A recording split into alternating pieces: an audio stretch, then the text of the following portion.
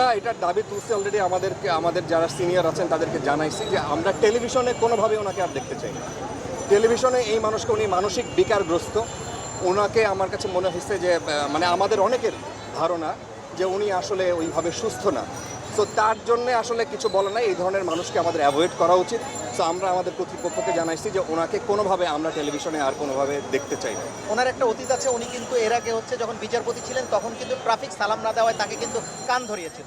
তার মানে এরকম অসুস্থ মানুষ যখন যে পাওয়ারে ছিল, দেখেন এটা আমাদের বাংলাদেশের খুব দুর্ভাগ্য।